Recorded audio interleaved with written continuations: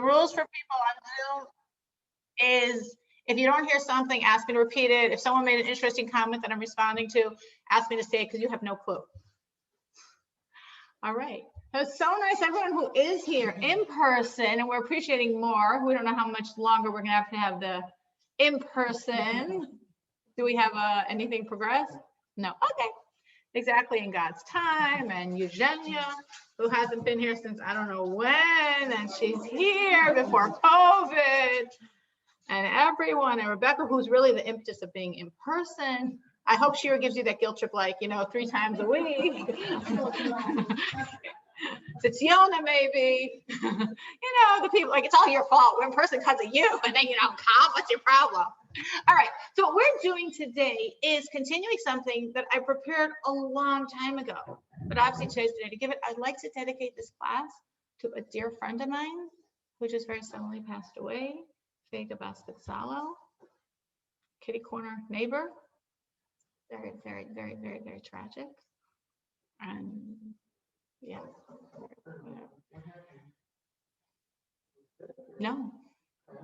No, she just, no, not in her sleep, not in her sleep. She just, they don't know, either a heart attack, stroke, 63. Yeah. Very, very, very, very, just totally, very, very intense. I should say something in her honor, because when you dedicate something, you should say something. I've been my friend for about 30 years. A lot to say. They just one thing in her merit. I know definitely over the course of this class, I've more than once and more than twice spoken about my Thank You Hashem journals. How I write in them daily, how you should write in them daily. You do or you don't listen to me, but I've said enough times, maybe some of you do. Faggy was really the impetus for that many years ago. It was her birthday. Her birthday just was a few weeks ago. It was her birthday, and she brought to my class. I was giving them I still give actually my Tuesday night tiny class. It was on her birthday, so she brought everyone presents. She brought everyone little notebooks. I don't know exactly, I don't remember for sure what was her point in the notebook, but it was something along those lines. But I definitely took it as like, oh, wow, here's where I write everything that tells me how much Hashem loves me, and therefore I love him. I call my Thank You Hashem journals.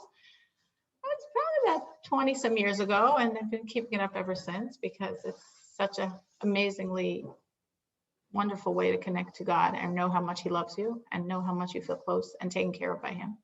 And that was really in Faggy's merit because she brought me that first notebook. Many things over the years, and her neshama should have an elevation, and her children and husband and friends should all be comforted. And Hashem should send the comfort because I don't think people really can. We try, but it's very, very hard to send comfort. So, what I wanted to talk about a few weeks ago, hopefully it's relevant for somebody here. That's what I was thinking last week because it was really bizarre because Shira, Sunday morning, Shira's organized person that she is like, well, we shouldn't have the class tomorrow because, nobody's going to be able to come, July 4th, extended American style. And I'm like, no, we're going to have a class. Of course we're going to have a class. Don't cancel the class. And then Yael posted something. So really, Yael, it's all your fault because I blew off Shira. But then I listened to Yael and I'm like, well, if nobody can come, And then I put something on the chat, and of course nobody responds. Very, very few people responded. So looking at the numbers, I'm like, okay, I guess God does not want this class. All right, God. So I say I'm not going to have it. Of course, after I say I'm not going to have it, suddenly people pipe in and say, oh, I really can't come. Or I really can't come. And I'm like, I can't be a yo-yo here. So I said to myself, and being me, I woke up with enormous guilt Monday.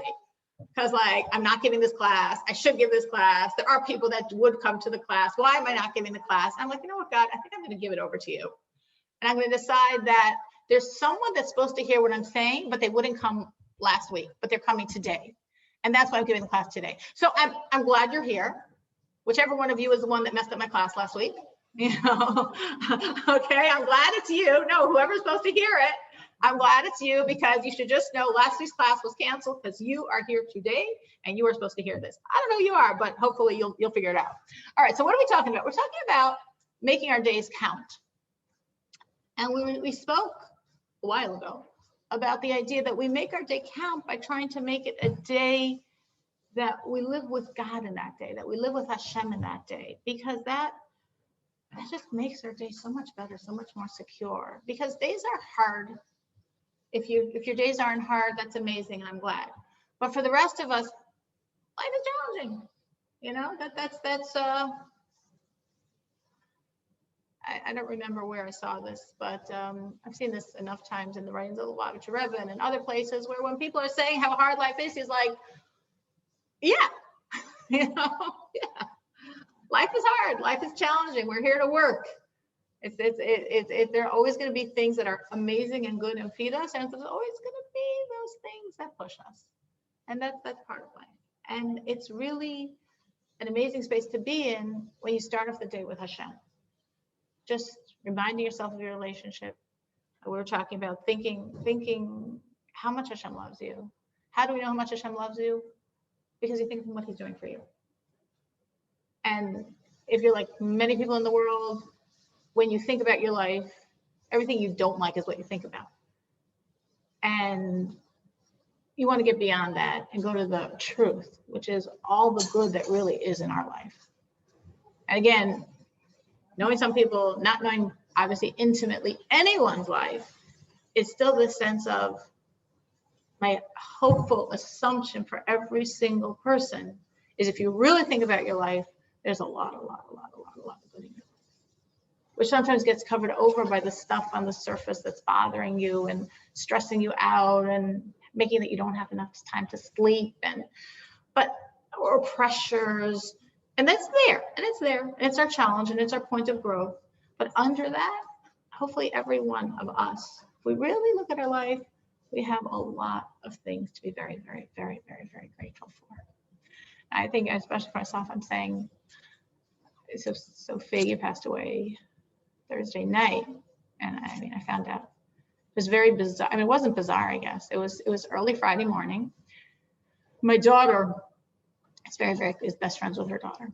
And it was early Friday morning, and my husband was on the phone with me very early, and he said, text from a bracha, my daughter, Waldheim's address. And I'm like, why? That's weird. She's in New York. What she want Waldheim's address for? He said she's going. And right away in my head, I swear, right away, I said, oh my gosh, Faggy. Like I knew, like I just like absolutely knew. And then, okay, I got off the phone with him. He didn't say anything. I didn't say anything. I texted her the address. And then I start searching on my phone because like if I don't want to say anything. If it happened, it's for sure going to be on my phone, right? But people hadn't posted anything yet. So I'm looking at my emails. I'm looking at my WhatsApps. And then I'm looking. And then I found it on a WhatsApp. But it was like so like certain to me. I was just looking, where is it? And so since then, it's just been a very, very big thing on me. You know, because it was so sudden, and because I have another friend that's very sick now. She is very sick, and I think the juxtaposition of the two was very, very a lot. And it really, really, those thoughts are supposed to propel us forward and better live. Someone's passing is supposed to really make us, in a very deep way, appreciate life, appreciate the gift of life, and appreciate every day. So my friend Faggy wasn't sick, but my friend who is sick, and I just visited her last week, and she said to me, you know, when she says Moida Ani in the morning, she really, really, really means it. And she really, like, she wakes up and she says Moida Ani, and she just thinks, thank you, Hashem, for giving me today. Thank you, Hashem. And she really means it. Thank you, Hashem, that I got today. And she says when she sits, I can't sit outside, she looks through her window and she just sees people. She says, I mean, it's not so many Jews on her blog. So she's non-Jewish children or people, and she sees the sun shining, and it just gives her so much joy. Like, look, there's people, there's the sun shining, there's people rejoicing, just children, you know. And it's, of course, none of us want to go through anything anywhere close to have to think such things just automatically, but to benefit from someone else's experience as I'm sharing it, maybe I shouldn't be, I don't know, maybe it's too sad, but it's really a sense of, in our own lives, so easy for us to see the other stuff, and so true that we all have so much to thank Hashem for. We all have so much to be grateful for. And if you're not sure where it is, dig deeper. Don't say, no, I'm one of those people that doesn't have such a good life. Dig deeper and dig deeper and dig deeper and find all the gifts Hashem is giving you in your life, because he is. He really, really, really, really is. Sometimes to help us live our life better, it really is good to look at yourself and see, what are those gifts Hashem gave me that I'm supposed to enrich this world with, that I'm supposed to enrich my life with, that I'm supposed to enrich other people's lives with, and am I using them? Because again, just like my guarantee is, every one of us really has a very good life. If we look at it and see it and appreciate it and celebrate it, we also, every one of us is gifted. Every one of us has something that God gave us to enrich the world with.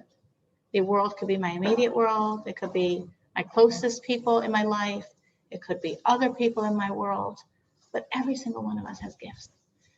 And when you take your gifts and don't use them, it's almost like you're saying, God, you created something for nothing. You created it, but whatever. I can't be bothered, or I don't know how to use this, or I'm too drained to think about it. But a lot of times people just don't even look at themselves that way and don't even realize the gifts they have. And every single person here was endowed with so much. And it's really, really, I think for our own just sanity, it's really important to look at our gifts and use them. Because when we don't use our gifts, it's like we get into this frustrated space, and we might not know why, and we might not be connecting it to that, but I think it has a lot to do with just on an inner level, knowing I'm here for a purpose and I'm not doing my purpose. It might be very, very, very subconscious, because obviously if you're aware that you're not doing your purpose, you would think about your purpose and do your purpose. So I don't think we think about it as clearly. I think it's just sort of a general frustration with my life. How do you tap into feeling the frustration or solving it? So I think a lot of times you start, I know for myself, I think for myself, well, I think the two are co-joined. I think for myself, I look at it and every once in a while I make a little like self-evaluation. What I ask myself is, well, my broad question is, what am I in this world for? And my specific question to get to that point is, what are my gifts? What are my gifts that God gave me? That's step one. And I think with paper. When I don't know anybody else that does that, but me, when I write, like it helps me think. You know, other people think I'm just talking out loud, but I just I like write. Like, what are my gifts? You have to be very honest with yourselves, because a lot of us are trained to say, no, I'm not so good at that. It's almost like societal conditioning that we're supposed to say, no, I'm not. Oh yeah, I could sort of do that a little. No, that's not God's space. No, it is. I'm being very modest. No, you're not being modest. It's not called modesty. Modesty is knowing. It says Moshe was the most modest, humble man that ever walked the face of the earth. That doesn't mean he didn't know that he took the Jews out of Egypt, or led them for 40 years and they were quite difficult, or was in heaven for 120 days. He was modest because he understood that every single thing he had was given to him by Hashem. And he thought, if someone else had my talents, they'd probably do more than me. That's what means modest.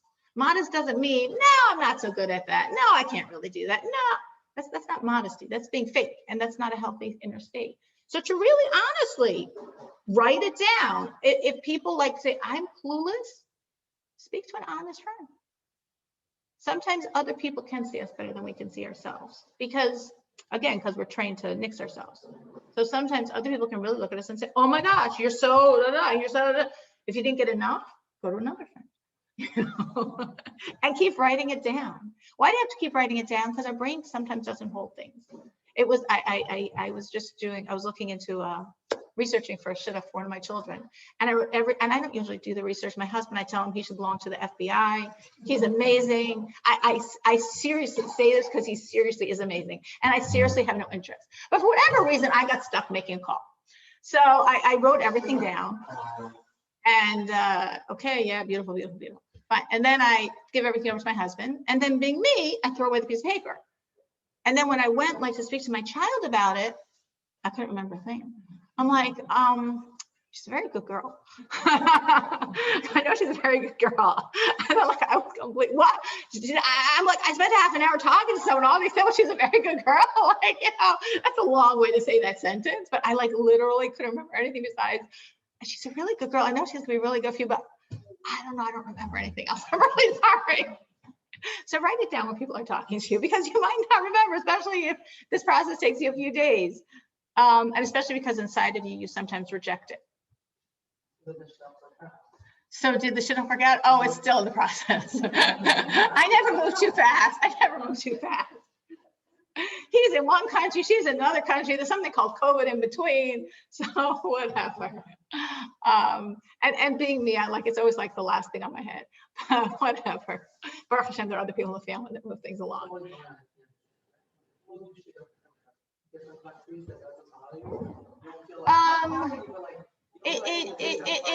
No, it does. Not because it makes it harder, but more because when my child might end up living there. But my sense is, you know what? They could get married to someone next door and also live who knows where in the world. God runs their feet. Sarah, this is Karen. Simcha, you have a question. I'm just going to answer Yael, and then I'm going to hear what you say. And I need you to repeat the question so we know what the question is. Yael's question is totally related to what we're talking about. She has children of age or approaching that, because I mentioned that I was one of the things that we're making this a very leisurely process is we're talking about 2 different countries and there's COVID, so it makes everything very complicated. So then Yael said, do I mind having shidduchim with people from other countries, and am I concerned about the culture? I'm not saying it's wrong. I do know something the Lubavitcher Rebbe writes very strongly, is that you should never have a problem with Sephardim and Ashkenazim. Rebbe says, no problem. Yes, the Rebbe writes that. Okay, you disagree. I'm just telling what the Rebbe says. Okay, you know, you can always in your mind think, well, the Rebbe said that, but Shira, she really knows what she's talking about. And there's a culture. Okay, I just know that I just know. Well, okay, let me put it in correctly. What the Rebbe is saying is, if there's an interest, I think the Rebbe is saying this because culturally, there were people that were like on both sides, like what they call. I don't know if they still have the term Sfardim Torim. Sfardi Tahar. Oh, they think they're the real Jews. Yeah, so it's like Sfardi Tahar, like someone who's like can say they're pure Sfardi lineage. So they might have a like Ashkenazim, and some Ashkenazim might say Sfardim. And the Rebbe's perspective is, you're all great, you're all wonderful. And that should not be a barrier. I'm not saying, therefore, one should search because it's really cool, a different culture. I hear what Yael's saying, but I'm just putting that out there, by the way, that the Rebbe says that more than one. It should not be a barrier. In other words, if every other reason is good, that shouldn't be a barrier. You know, that in both directions. Yeah, sometimes you worry about culture. You're concerned about things like that. I remember very clearly when my sister got married. My sister and my brother both ended up marrying people from France. My sister's older. I remember when she got married, my grandmother said, "Oh no, he's French, and I think they beat their wives."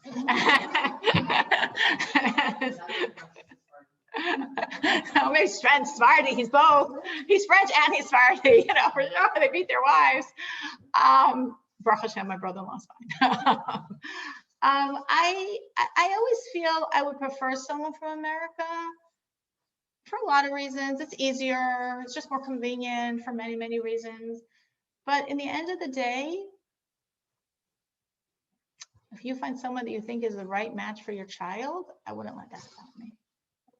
You know, even though of course there are many things when we're in, you know, also when your children are getting married, it's a lot of times you put your own filter in front of theirs and you think what you want and you think what's important to you. And it's really important for those people at that stage to think about their child and what they want and what they need. And, you know, to look along those lines. Well, you know, you might have certain reasons why what you think is important, but, you know, sometimes I just see that parents put their own priorities and it's not the kid's priority, and it's not always so fair. That was very relevant because we're talking about a good day, and what better day is there than when you're married and appreciate your spouse. So I'm making this list, or you're blocked by all the societal issues of you're not supposed to acknowledge your own talents and gifts. So you're talking to a friend, then you can talk to another friend, you can talk to a few friends. So someone actually like tells you, honestly, your stuff. And then once you have that list, you can look at it. What I do is think, so from that piece of paper, so to speak, I mean, it doesn't take me as long as I'm making it sound, but I'm saying if I was going through this like really clueless, this is how it would look. And then I'm like, so what do I think is what I'm here for? If I'm an awesome organizer, is it to make sure that my pantry is meticulous and I never have to send my husband twice, even though it's my husband going shopping? You know, he only goes once because I'm so on the ball. Or is there other things I was meant to do in this world and other ways I can help people through this gift? Sometimes, or if they would appreciate it, some people don't appreciate their pantries being organized. Some people do. I have a close friend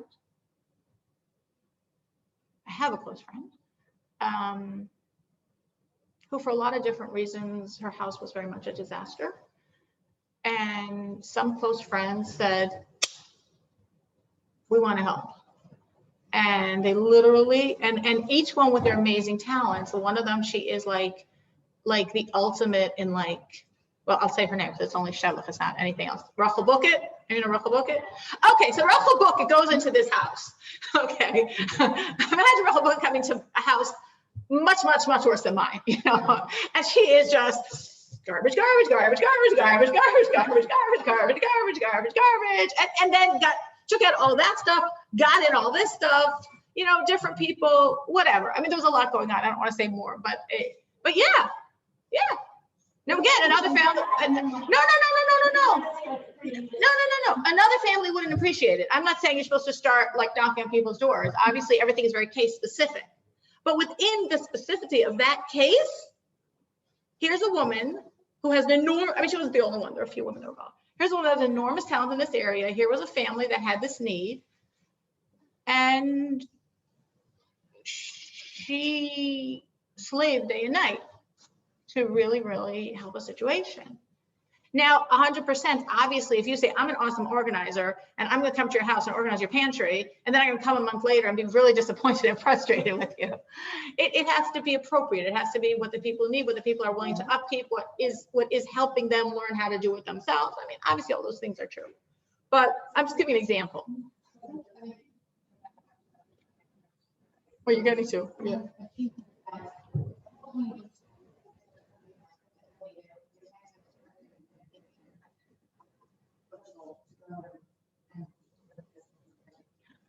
Exactly, unless, okay, so I'll go back to Faggy, because I'm thinking about Faggy a lot. So Faggy loves to cook. So Faggy loves to cook, and I definitely can attest that, I can't say every, because I've had so many, but countless bar mitzvahs, my first daughter's bas mitzvah, the second year I made Pesach. Remember the second, I thought maybe it was the first time, but I think it was the second year of Pesach. I guess I was talking to her and she's like, I'm coming over. I'm like, Faggy, it's like, I mean, I had already kasher in my kitchen. So it's probably like, 3 days before Pesach. It's like 3 days before Pesach. She's like, no, I cooked everything already. I'm done.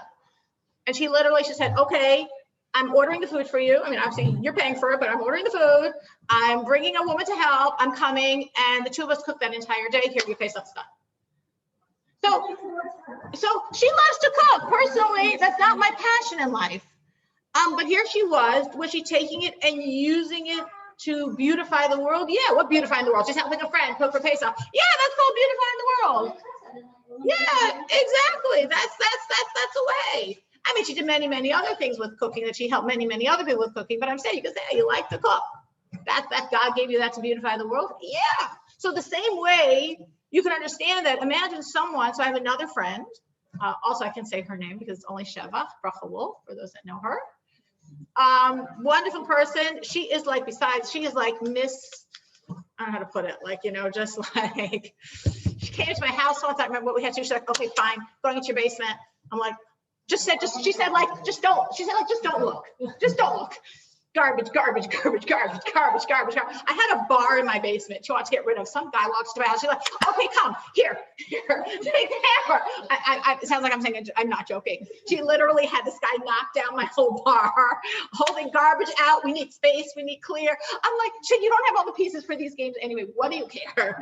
You know, just garbage. The end of the story is my husband came home and he was so traumatized he ran into the garbage to like find his things, you know.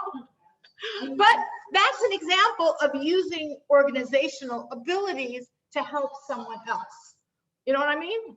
I was teaching a good friend, obviously it's for a reason, I'm not giving the whole backstory of it, but everyone that has a gift, your gift is you have an empathetic ear, use it for God. Your gift is you have a feel for colors and fashion, use it for God. You know, your gift is that you dance, use it for God. Use it to give your life the meaning it's supposed to have.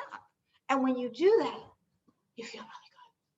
So if you're thinking, well, I don't know, my gift is to dance, and then I don't know, so I go in shows and I don't really feel especially good afterwards. So guess what? That wasn't how you're supposed to use your gift. Because if you're using your gift in a way that's right, you do feel good. It feeds you. You feel like really fed. Because you're really you're in this world doing what you're supposed to be doing. So if you're an organizer, I don't know if everybody appreciates you going and organizing the pantries, but the people that need it and appreciate it, yeah, that will make you feel so good. And a lot of times for us to go out and do things is like hard, and we're bogged down and we're stuck, and you're like, I'm gonna take more on my plate. I'm barely surviving now. But it really doesn't work that way. It's very weird. You have no time to breathe. You have no time to sleep. You're exhausted. And if you go and do the right thing, you come back so energized and happy.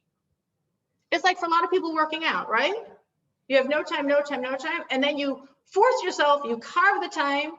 And then like, whoa, suddenly you have so much more energy. Well, you were exhausted and you went to do something draining. Why do you have more energy now? You know, but that's how Hashem made us. When we're doing what we're supposed to be doing, when we're feeding others, we are so feeding ourselves.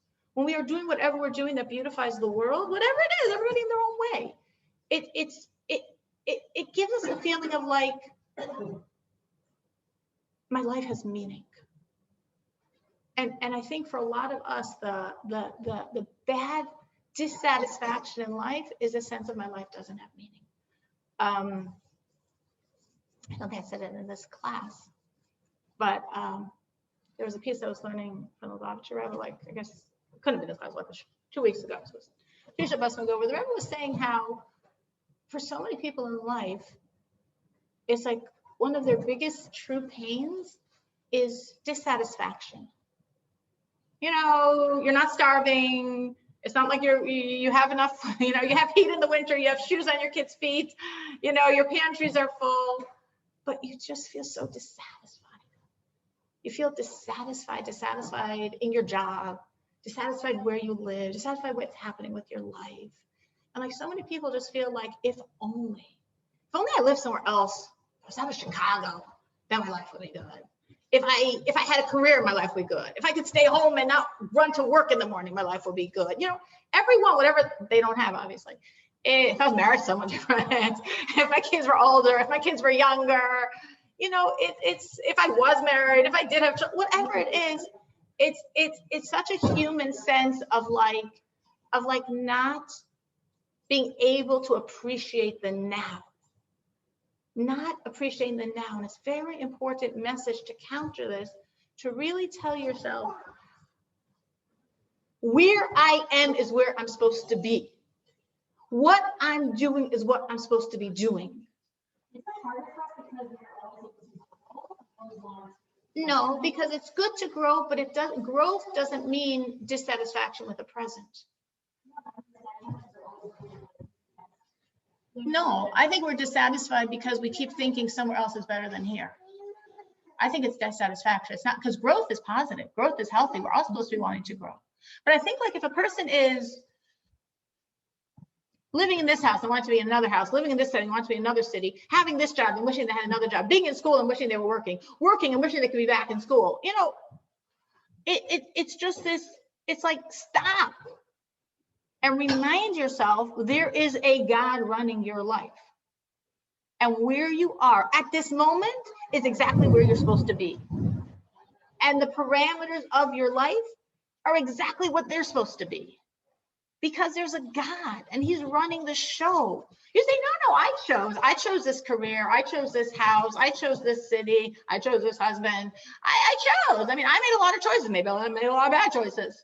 Maybe I didn't understand myself. You know, you made choices and you could have, in the perspective of the world, made bad choices, but that doesn't take away God. He's still running the show. You make choices, he's still running the show. So where you are now is where you are supposed to be. And what you're doing is exactly what you're supposed to be doing with your life. But I'm really planning on moving and it really is going to be good for me. And I'm going back to school and I'm getting this job. That's fine. That's happening tomorrow. Live today. Don't spend today thinking about you can't wait till it's tomorrow. It's like people with their kids. There's some people that whatever stage their kids are on, they can't wait for them to grow up to the next stage. You know, it's like,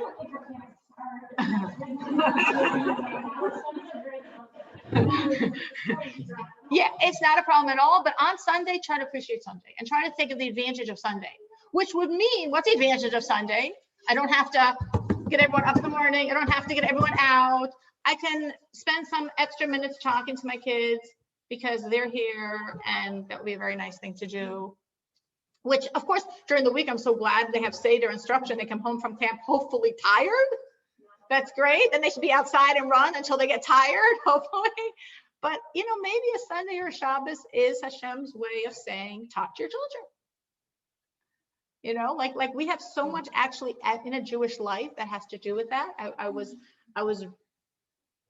learning something yesterday, so I read this little anecdote where this man said, he was like, you know, he was a physician, which I guess it should show he was like more intellectual and this and that. And he was telling a friend, he's what we would call Baal Tshuva. And he said, you know, for the first 2 years after I became Orthodox, I still didn't believe in God. And the friend said, well, if you didn't believe in God, why did you become Orthodox? And he said, I'll tell you the truth. I started, for whatever reason, I was, you know, different homes, was invited for a Shabbos meal or this or that. And when I saw the lifestyle, when I saw like spouses and how they related to each other and parents and children and the family, I'm like, I want that. Okay, I don't believe in God, whatever. I want that life. If this is the road I get to get to that life, I'm doing it. And he said after 2 years of doing the mitzvahs, he started believing in God. That sounds pretty extreme, but when I read it, it resonated in my brain of a woman I know, a not Jewish woman who's a close friend of mine, a Noachide. And the first time she came to my house, I guess they were engaged. At that point, her fiance, he was a very committed Noachide, and she was just like normal. And I said, didn't weird you out? But, yeah, interesting. So,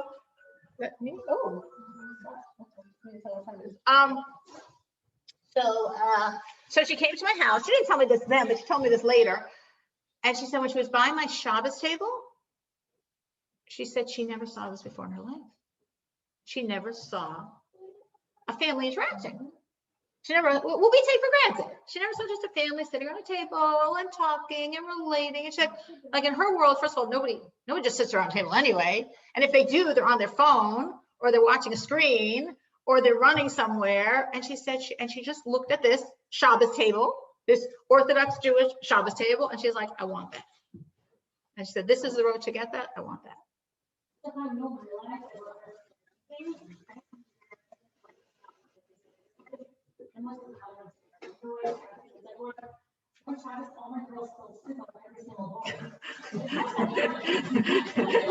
It was a plot. I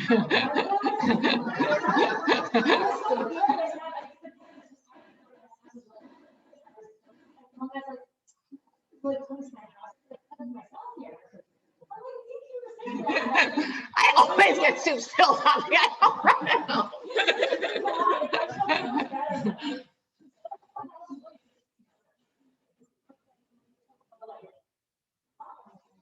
Yes. No, it's so true. You never know what they're thinking. And it's that same idea of God runs the world. This person's supposed to come to a house where everyone's gonna spill the soup in them, multiple times. That's what's good for that. I remember once I had a woman, that she was attending one of my classes, she was close to me, and they were coming for a Pesach meal. I don't remember, for some reason it was Shvi Shel Pesach. It was a meal of Achron Shel Pesach. It was the last night of Pesach. I think they were out of town for the week, so this was the only Pesach meal they could come. It was the last night of Pesach. And by us, the last night of Pesach is like the latest meal, because we only do the brachs when it comes nightfall, so whatever, it makes it complicated. So I told her the earliest time I could, that was for sure way too late. Anyway, the second we were allowed to cook, I got every single person in my family. Okay, you're doing this, you're doing this, you're doing this, you're doing this. And we have one kid's doing the avocado, one kid's doing the cucumbers, one kid's doing the potato salad. 11.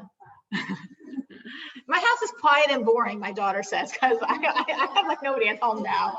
But just know, if you have 11 children, there comes a point of time where your youngest kids are complaining how quiet and boring your house is. And I tell her, you're so lucky, you have your own room. Remember, I just ran and took you swimming. I ran and took you for your tights.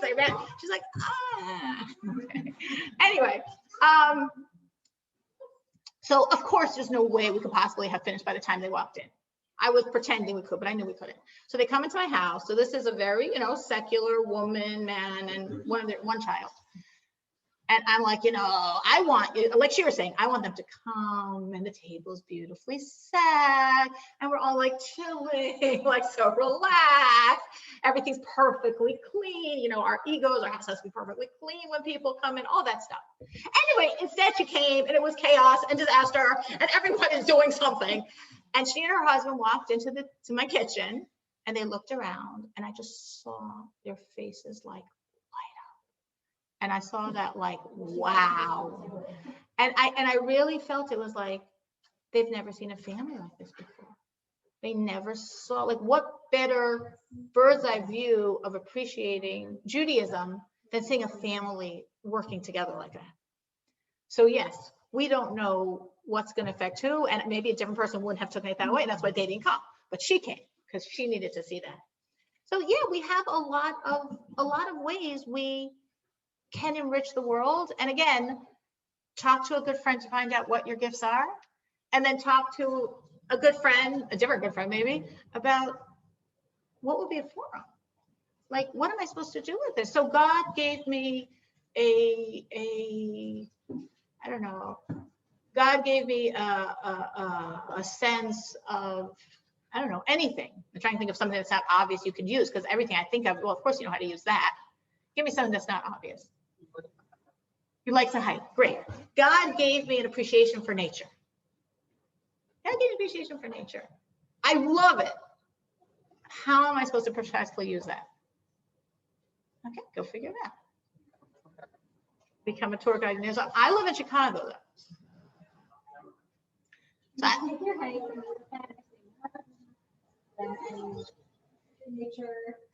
sure. And guess what? Take a friend with you who's never walking outside her air-conditioned home. Take a friend with you, and maybe she'll also that. Doesn't mean she's going to become a hiker, but maybe for that hour, she'll breathe. Take your friend's kids with you and give your friend a break. Or you can become like a friend of mine who created a whole camping summer tour for teenagers, and you can do that with it also. You can do lots of different things with it. I'm saying when Hashem created something, there's a saying of our sages, which means everything God created in this world, He created for a reason. So if Hashem gave me an appreciation, first of all, let's go back to Yudi's example, because Hashem gave you an appreciation for nature, but you never have time. Take a walk. You don't have time. You don't have time. You don't have time. So there's a piece in you that you're stifling. There's a piece in you that's supposed to be oxygen is not. And then talking about, okay, again, I'm sorry for being one track minded, but you're talking about walk. So listen, what can I say? So my friend Faggy loved to walk. Another friend of mine, just literally like the last 2 weeks before she passed away, she said, come, we're walking together. And I think a few times the two friends went walking, which, you know, is you want, like a lot of times, some people like to walk alone, but other people want other people with them. And it was so nice thinking, wow, look what you gave her. You know, that time you spent just giving her an ability to get out of her house. She loves to walk, but she wouldn't do it herself. And you went walking with her because, you know, she loves to walk, and you gave her that gift. So, you know, there's, enjoy nature. It's a gift, and like everything. But again, maybe going back to it, maybe the real way you're supposed to use that gift is to just walk yourself and walk and feel centered and feel your breathing and feel Marabu Masach Hashem, and then come home and be a happier mom because of it. Come home and be a better person because of it. Come home and have more patience for your husband because of it. Could that be your challenge? I don't know. I was just following Yael's example.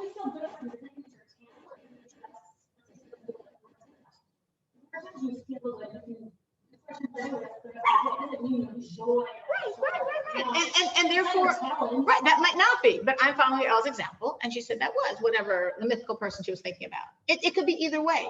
You could work out and make you feel good, and that's it. That's all it's supposed to do for you in your life, and it makes you feel good, and it's good because, again, you come home and you're a nicer person. You come home and you're gonna be a better mom. You come home and you're gonna be a better wife. You come home and you're gonna be a better daughter because your body got what it needed. So it doesn't mean you have to use that and give it to the world, but it's good for you to do it. No.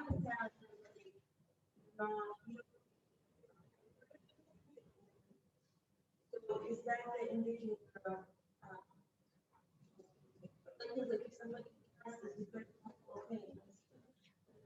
That's an interesting question. I'm just going to repeat it for Simcha because it's an interesting question. I forgot Simcha, sorry, but you didn't remind me, so I guess you were hearing everything. So Tiona's saying, what if you have a gift? You know you have the gift, it's acknowledged, you're not doubting it, but the gift doesn't give you any joy. That's a very interesting question. The gift doesn't give you any joy. So that's what Siona's wondering, but I don't know, because unless, of course, as she's saying, maybe you happen to be very gifted. So have more than one gift. He's good at it, right? So he should go with what gives him joy, but he should also sometimes go with the need. Let's say you have no specific inclination or desire for this, but when you're forced to do it, you happen to actually find out you're good at it, and there's a need for it. I think there's also a joy in filling a need. You know, our Chachamim say, one of these sayings that like resonates in my ear sometimes is,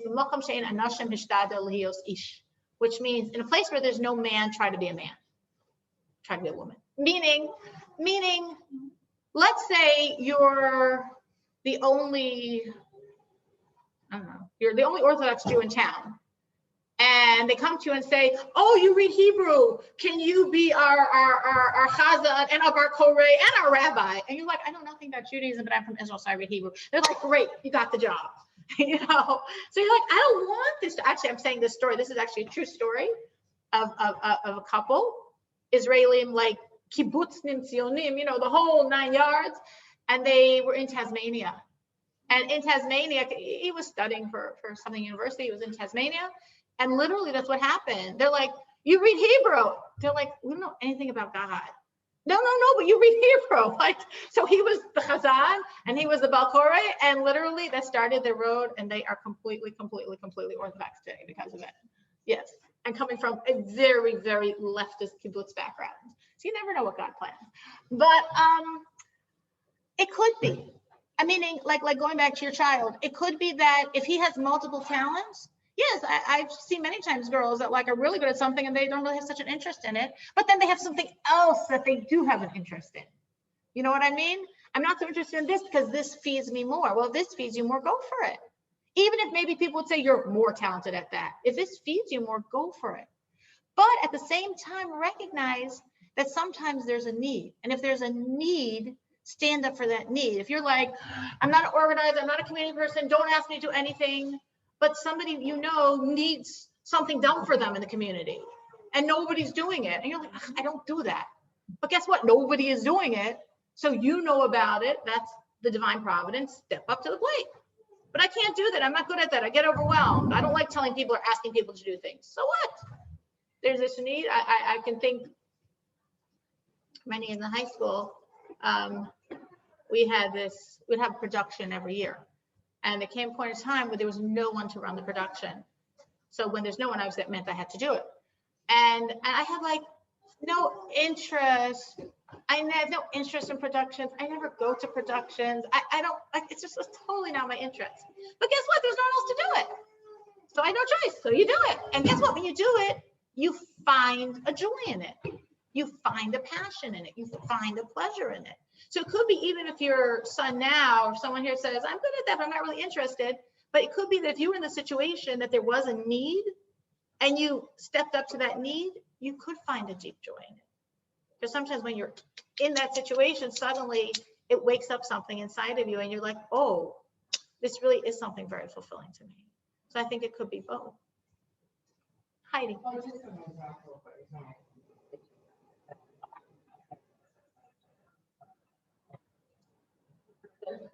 So it would be like this contradict, you know, but I think that sometimes like what you're good at is like a means of growth. Oh, that's beautiful. You know? That's a beautiful point. I feel like for me, it would be easy to just like get a job where I don't talk to anybody, and I'd probably be okay. You know? But I think that comes from pushing myself.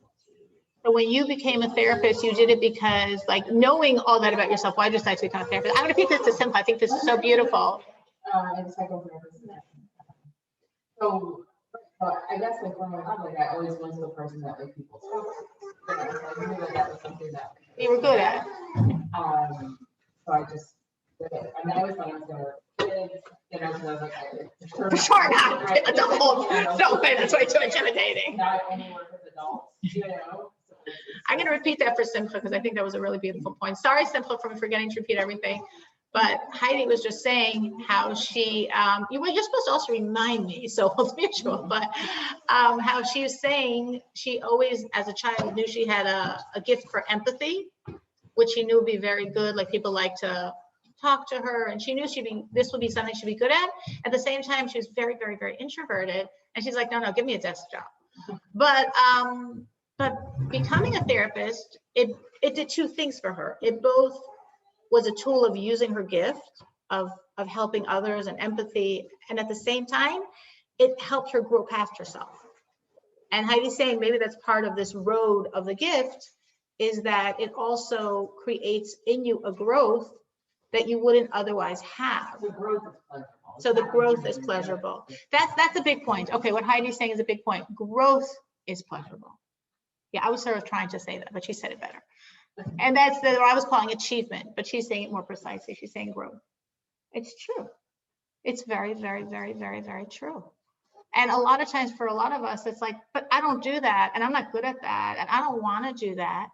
And then when you actually do it, yeah, it's forcing you to get out of your comfort zone, and that feels good. And a lot of us do things more than we think. I'll pick on Shira right now because she's here. So I remember, what was it, last year? Last year was COVID. Maybe it was 2 years ago that you were like, you had to speak in Hannah Sachs. and you know, and she was going through all, and she would know, she was going through all of her, like, I don't do this, I don't do this. I'm like, you're gonna be wonderful at it. I don't do this, I don't do this. No, I don't believe it was awful. You're her daughter.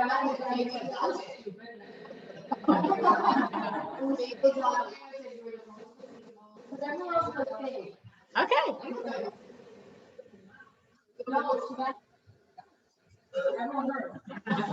And Kayla like fell under the ground, just bury me, just bury me.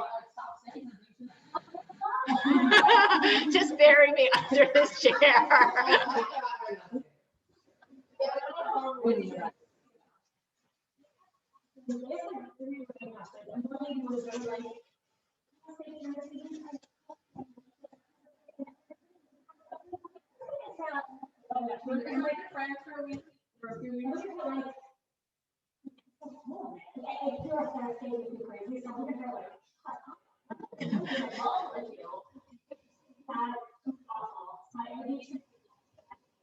Herself.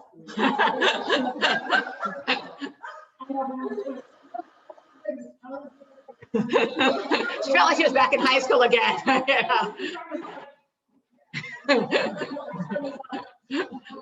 So anyway, I'm giving it as an example of someone who doesn't feel she's good at this, doesn't feel she wants to do it. And I wasn't there, but I'm sure she was wonderful. And I'm sure she gave the girls a lot. And it's sometimes that piece of, yeah, getting over yourself and like being, okay, I'm going to stand here and do this, or sit here and do this, or whatever it is. And for someone else, it could be saying, I'm not such a good cook, but somebody needs a meal and nobody else is going to know about it to help them. And they don't want anyone to know about this situation. So I'll cook for them. And but I don't like doing that. And I'm not such a good cook. And I don't know, maybe I should just order something. No, I'm going to cook, you know, and it could be like Heidi's saying, maybe it's not ever, you know, I look at it like there's two aspects to each person. There's the things they shine in and there's the things they struggle with. And I think of this as how my brain frames it. Like the things we shine in could be our gift to the world. And the things we struggle with could be the best ways we enrich ourselves. So if you shine at hosting and you have 15 people or 20 at every Shabbos meal, that's beautiful. You're enriching the world. It's something you do well. Obviously, it takes a lot of work, but it's something you do well and you shine at it and you're helping loads of people. And if it's really, really hard for you to sit next to your child and read them a book because you're impatient and you have too much else to do and you just don't have the interest in it, and you force yourself to sit down on the floor and read your child a book, that could be the biggest way you enriched yourself that day, even though you also served a meal for 20 people. And I'm not knocking that. There's sort of both parts of person. In what?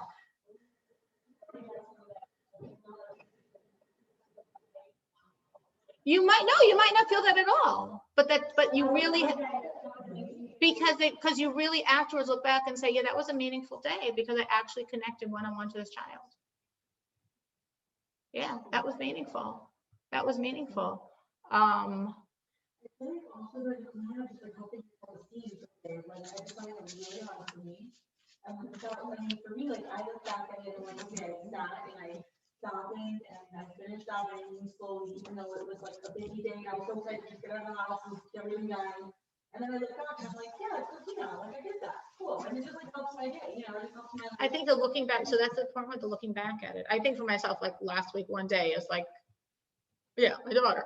So I had to pick her up and then I drove her to Magenta to buy her something she needed. And then I drove her to swimming. Maybe for everyone else, that's totally normal life. You wouldn't blink. For me, that was like intense, extreme. And afterwards, I felt like, wow, mommy of the year, you know? It was like definitely mommy of the year day. And on a serious note, I felt that was really beautiful that Hashem gave me the ability to give my daughter that gift. Because I really felt that was a gift I gave her. It wasn't the gift that she went swimming. It wasn't the gift that she got the tights. It was the gift that her mother prioritized her like that. And that was a big gift. Now, again, maybe in your life you do that for 3 kids every night, but I honestly don't. So it was a gift. And I was grateful Hashem gave me the ability to give her that gift. So sometimes it is getting out of our comfort zone and doing what we don't normally do and stretching ourselves. The thing is, you want to look back at the day and feel that day had meaning. That day I fed someone else. Okay, it's really late. I didn't even get to my notes of what I want to explain about this, but I trusted that, again, whichever one of you that messed up my class last week, it was because you were supposed to hear this today. So I'm glad you showed up. I'm glad you got it. Thank you very much. No, I have Parsha, but it's 10:55 and you told me to stop on time. Dvarim.